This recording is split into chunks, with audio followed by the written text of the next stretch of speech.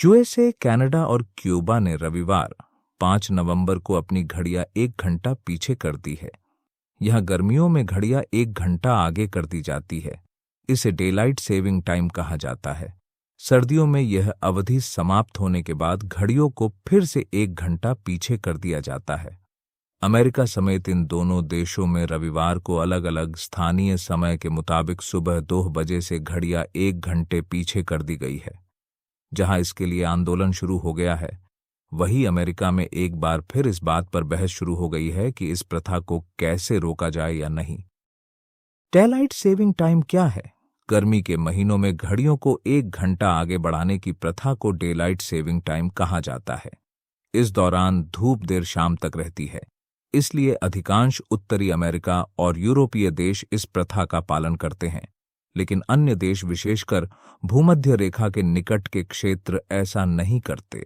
यह प्रथा शुरू से ही विवादास्पद रही है।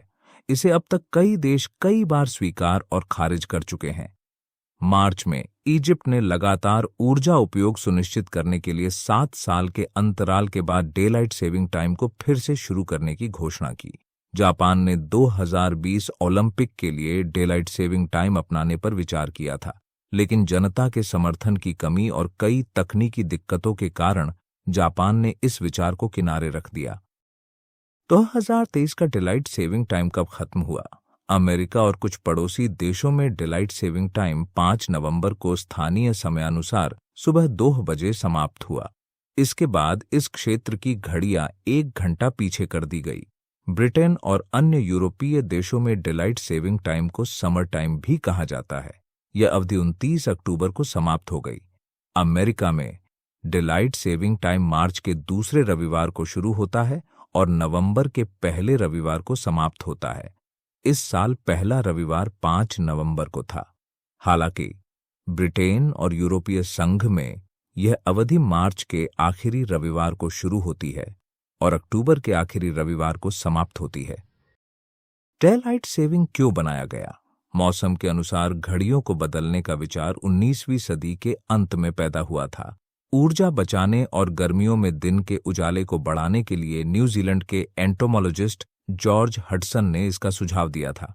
चूंकि हडसन एक एंटोमोलॉजिस्ट थे, इसलिए उन्होंने अपने काम के बाद कीड़ों को इकट्ठा करने के शौक को आगे बढ़ाने का सुझाव दिया होगा। प्रथम विश्व युद्ध तक यह विचार बहुत लोकप्रिय नहीं था, लेकिन यूरोपीय देशों ने ईंधन बचत के समाधान तलाशते हुए इस पद्धति को अपनाना शुरू कर दिया। 1916 में डेलाइट सेविंग टाइम को अपनाने वाला जर्मनी पहला यूरोपीय देश था। उसके बाद 1918 में संयुक्त राज्य अमेरिका था। 1966 में अमेरिका द्वारा डेलाइट सेविंग टाइम को यूनिफॉर्म स्टैंडर्ड टाइम एक्ट में शामिल करने से पहले इस प्रथा में कई बदलाव हुए। हालांकि अमेरिका में राज्यों को इस कानून से बाहर निकलने की अनुमति है, लेकिन उन्हें डेलाइट सेविंग टाइम बनाए रखने की अनुमति नहीं है। यह आम धारणा है कि अमेरिका में किसानों को लाभ पहुंचाने के लिए डेलाइट सेविंग टाइम को अपनाया गया था।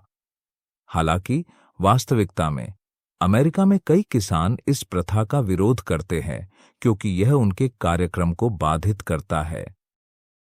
क्या डेलाइट सेविंग टाइम के कोई दुष्प्रभाव है? कांग्रेशनल रिसर्च सर्विस के एक अध्ययन के अनुसार यह संदिग्ध है कि ईंधन बचाने का मूल उद्देश्य हासिल हुआ है या नहीं, क्योंकि उनके अध्ययन में दिन की पाली बढ़ाने से ऊर्जा की बचत न्यूनतम पाई गई।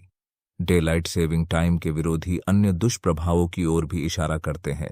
उनके अनुसार डेलाइट सेविंग टाइम का स्वास्थ्य पर सीधा प्रतिकूल प्रभाव पड़ता है, क्योंकि मार्च में घड़ियां 1 घंटा आगे बढ़ने के बाद घातक यातायात दुर्घटनाओं का खतरा बढ़ जाता है।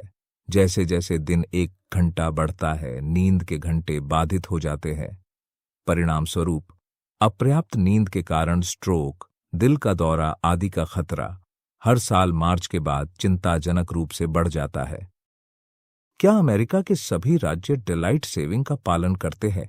अमेरिका में हवाई और एरिजोना डेलाइट सेविंग टाइम का पालन नहीं करते हैं।